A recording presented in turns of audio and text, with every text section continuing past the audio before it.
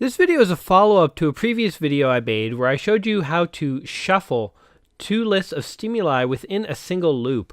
Now we did this using a random function in Excel, meaning that every time you went to run a subject in your lab, you would have to manually randomize the word stimuli, manually randomize your color stimuli, and so if you ever forgot to do that, you would end up running a second subject through the same list that another subject had gotten.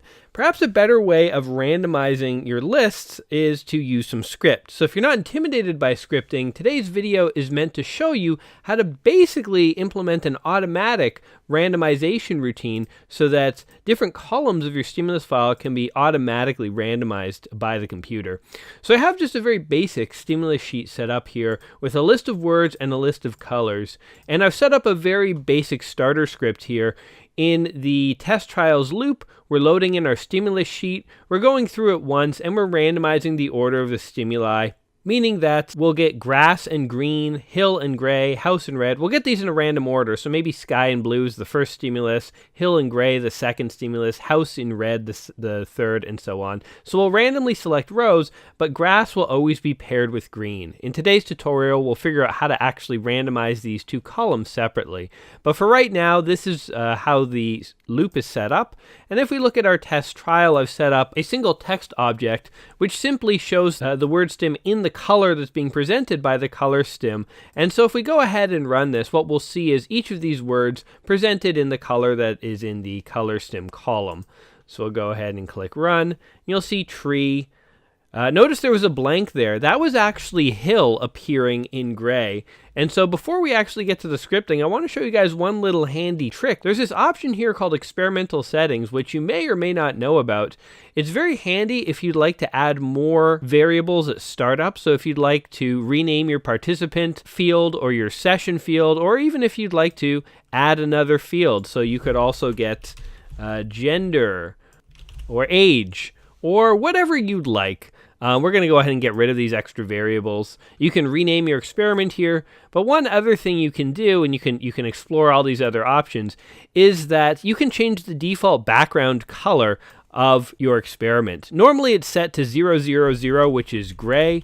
If you'd like it set to white, you can set it to 111. You can also just type in the words black or white. Let's go with a white background for us.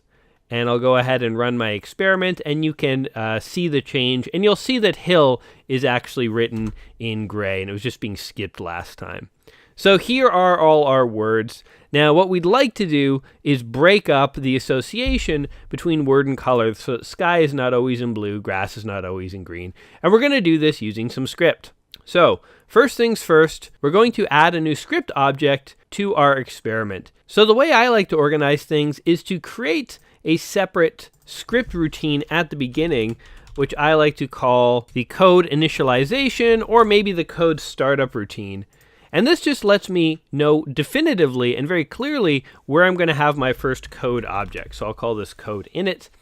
And what we're going to set up here is the code we need to initially open this file and read in the stimuli and then randomize them. So if you have watched my other coding tutorial video, and I definitely recommend you check it out, it will explain in detail a lot of these steps that I'm going to be taking here. I'm going to assume that you've either watched that video or you don't need to know the behind the scenes of what every line of code is doing.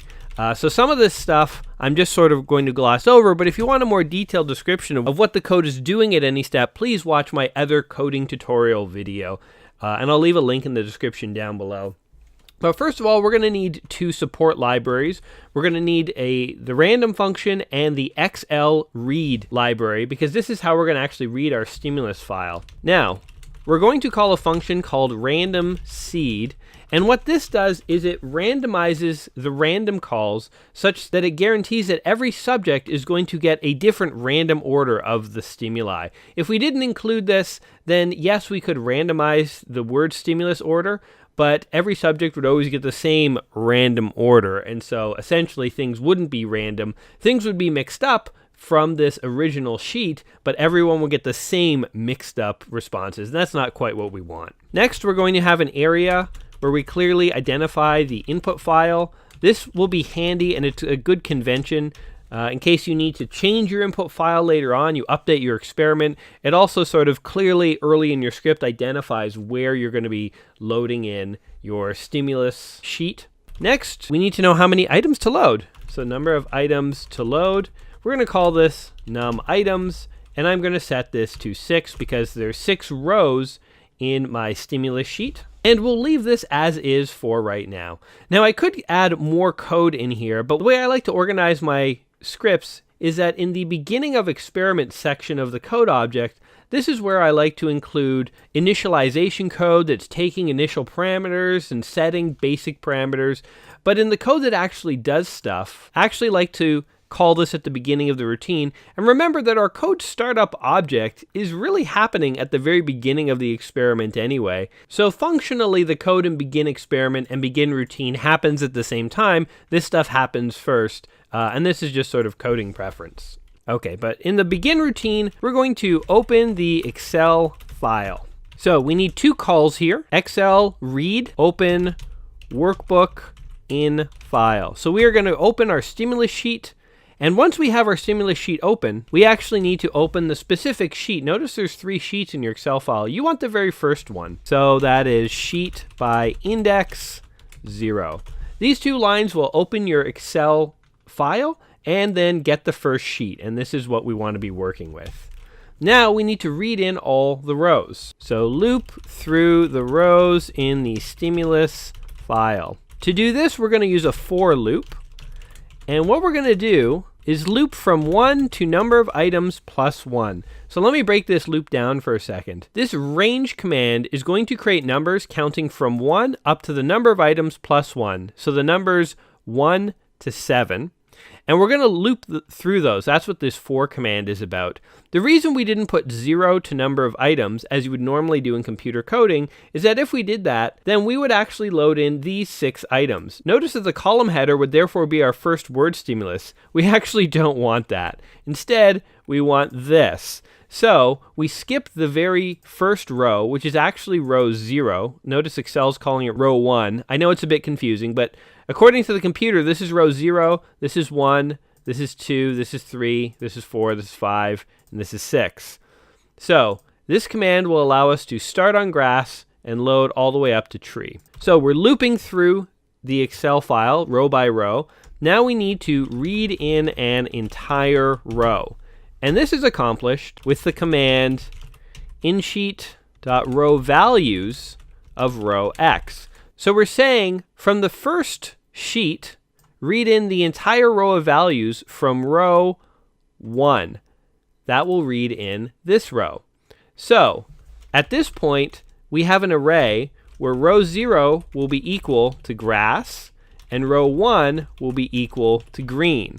This is what is currently now stored in the variable row as a result of this command. So we actually want to save row 0 as our word. We want to save row 1 as our color.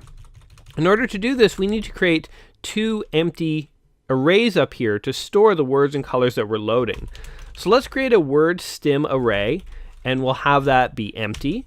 Arrays to hold our stimuli. And let's create a color stim array, and that will also be empty. So when we've got a word that we want to store, what we do is append it to the end of that empty list. And we'll have color stim.append to row 1. So save the words and colors. So again, we're reading in the Excel file 1 row at a time, and we're saving information from the first column that's stored at element 0 and the second column, which is stored at element 1. When this loop is finished, word stim will be equal to grass and hill and house and sky, etc. It will have all the words in the order that they appeared in the Excel file. So what we want to do, our next step, is to shuffle our word stim array. And we do that with random.shuffle and the array. So this will randomly shuffle the words. The words are now in a unique order, and they have been shuffled by themselves. Let's also randomly shuffle the colors. Random.shuffle color stim. Now the colors have been randomly shuffled. So we've just randomized our two lists separately, exclusively using code. Now our script has loaded in the word stimuli and the color stimuli, but our loop doesn't know that yet. So we need some custom code in here. The first thing we're going to change in our loop is we're actually going to remove reference to the condition file. We don't want the loop loading in the Excel file and trying to read items out of the Excel file because we've already done that in our code. Second of all, instead of looping through once, we actually want to loop through based on the number of items that we want to display. So if we said number of repetitions is 1 with no condition file, then our loop would occur once and then it would end because it doesn't have a condition file and it doesn't understand that we want to loop through multiple times. So in the code, we specified that num items indicates how many items we want to load, and we can see number of items is 6. So we also want the loop to loop 6 times. Random, sequential, it doesn't make a difference because the loop actually is no longer controlling the order of the stimuli. Now in our text object, we were referring to word stim and color stim in order to figure out what to show and what color to show it in. But now we've actually turned those values into arrays. So the array word stim holds a bunch of words and the array color stim holds a bunch of colors. We need to tell our text object which word to show and which color to show. So what we need to do is know what trial we're on, and that will help us figure out which stimulus to show.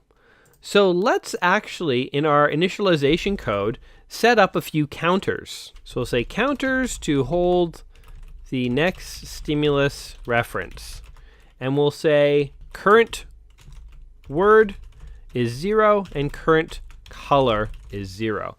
Basically, what these counters are going to do is tell our text object which word and which color to show, and the first item to show is the first item in the list, so item 0. Because remember, our lists are shuffled, so we don't need to randomly decide what item to show. We can just always start by showing the first item, then the second, then the third, because they are already in a random order. So what we're going to do is go back into our test object, and we're going to set the color of the stimulus to not be color stim, but be color stim of the current color.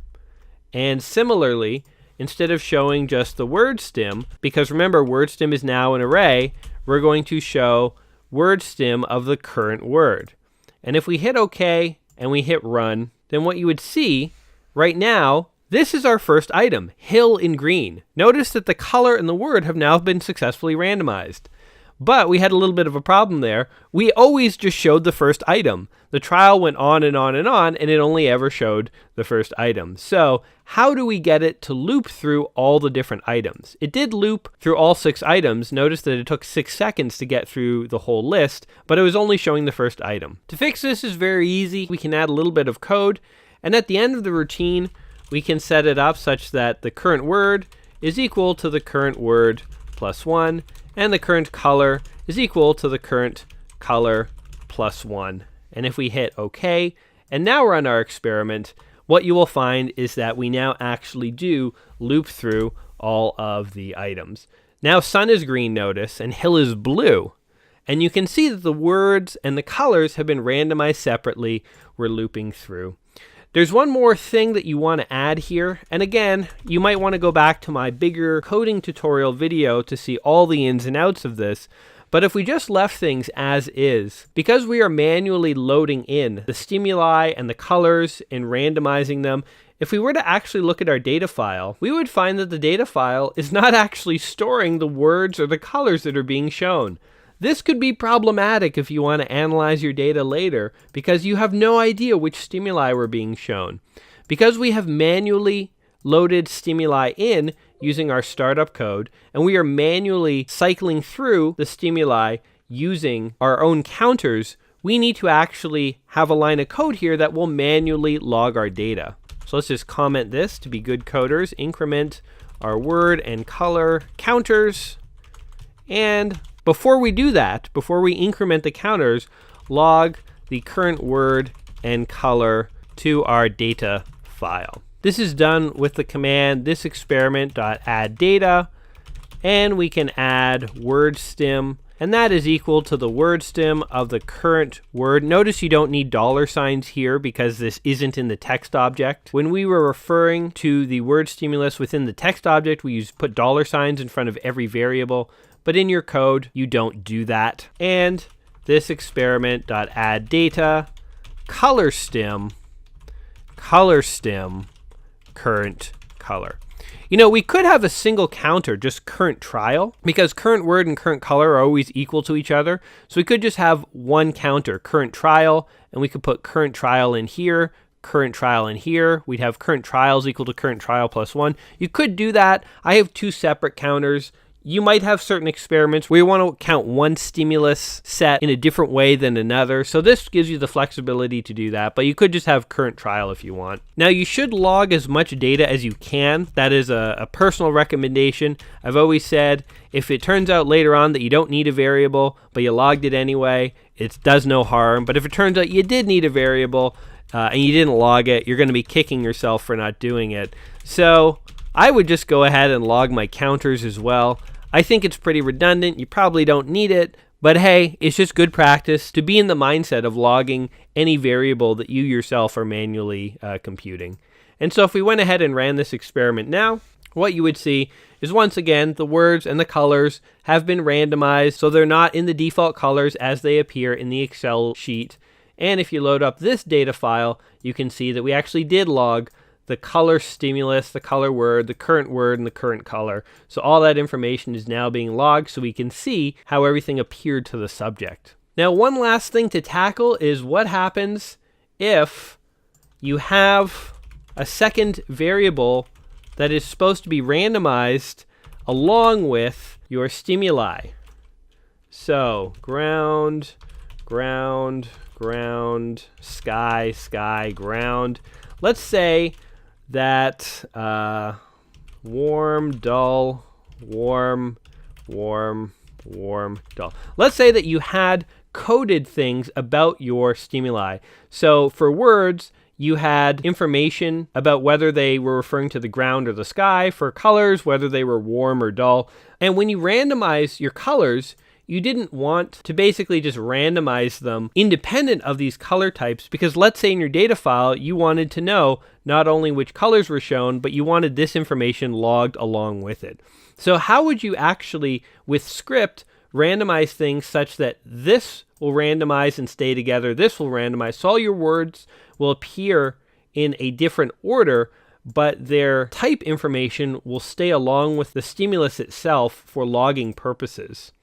So this is a little more sophisticated, but actually it's not that big a change. Basically, rather than shuffling the stimulus lists themselves, you're going to create an order list for each stimulus type and shuffle that. So it usually results in a little bit more code, but it's not all that different. First of all, word stim is still the first column, so column 0, but color stim is no longer column 1, it's column 2. This is column 0, 1, 2, 3. So this needs to change to column 2. Second of all, we actually need to load in our word types and our color types. So we need some more arrays and we need a little bit more code. So word type.append row 1, then we need color type.append row 3. Now, instead of randomly shuffling the word list, what we need is an order list. So we need a word order and we need a color order. And so these are going to be our order lists. Create empty order list.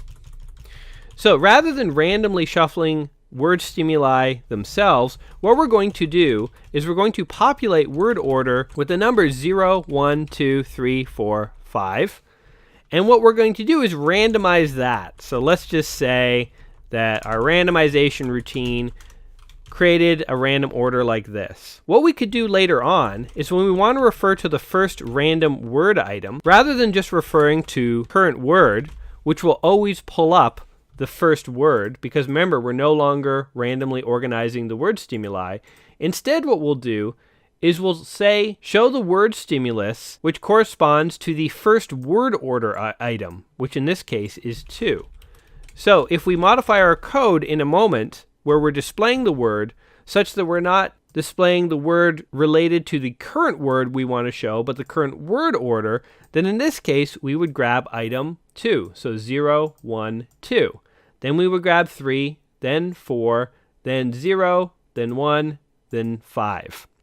And so you can see that by creating a word order, randomizing that, we can essentially still pick random words, but without actually randomizing our word stimulus array. So let's implement all of that. Okay, in order to populate our word order and color order, we need one more for loop. So loop through and populate our order lists. So we will loop through the number of items that we want to load. So word order dot append I and color order dot append I. What we're doing here is range. If you give it no first value, it will simply loop from 0 up to that number. So it's going to basically count 0, 1, 2, 3, 4, 5. So word order will be equal to 0, 1, 2, 3, 4, 5. Color order will be equal to 0, 1, 2, 3, 4, 5. And then we just want to randomly shuffle word order and randomly shuffle color order. And what this will do is take those numbers 0, 1, 2, 3, 4, 5, and it'll put those in a random order. And by the way, just make sure you erase any routines that might be shuffling your word stim or your color stim. Again, we're not going to randomize or shuffle the word stim or color stim at all. The only arrays that are being randomized are word order and color order. Oh, and by the way, I put a little typo there. Make sure to erase that. Now, the rest of the changes are pretty trivial. Rather than displaying current color, you would display the current color for color order, and rather than displaying the current word, you would display the current word for current order. Because remember, word order and color order are randomizing your stimuli. Now in your code, you simply change this.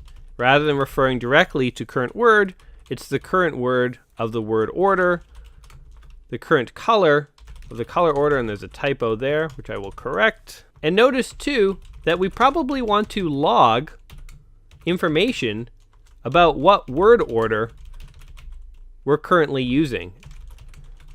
And this will actually help us understand what we've done with word order and color order as well when we look at the data file. Oh, and I almost forgot, we don't just want to save the word stim, but we want to save the word type. That was the whole point of doing all of this, so let's remember to add that in. We don't just want to save the color stim, we also want to save the color type. So we'll go ahead and we will add that in as well. And you can see that for color stim and color type, we're still referring to the color order item. And so we can see that our stimuli appear in a random order paired with random colors. And when we go and look at the subsequent data file that is produced, what we find is that we not only store which word, but the corresponding word type. So notice that sun and sky are logged as being of the type sky. All the others are ground. Notice that gray and brown are dull. The rest are not. And this is exactly how we had it in our original stimulus file. And notice too that our word order list, the very first item we showed was item 5. That was tree and it was of the type ground. And notice 0, 1, 2, 3, 4, 5. Tree and ground was item 5 for our word. And for our color order, the first item we showed was item 4, and that was yellow and warm. So 0, 1, 2, 3, 4. So our first stimulus was comprised of tree, ground, and yellow warm. So we have randomly separately sorted both color stimulus and word stimulus, and we've maintained extra information about word type and color type that we have logged into our data file. So this is a more complicated way of setting up your randomized stimulus lists, but it's very powerful. It allows you to separately randomize different lists of stimuli, and the code isn't even that complex when you break it down. So I hope this has been helpful to you, and this has been a PsychoPy Coding Quickie.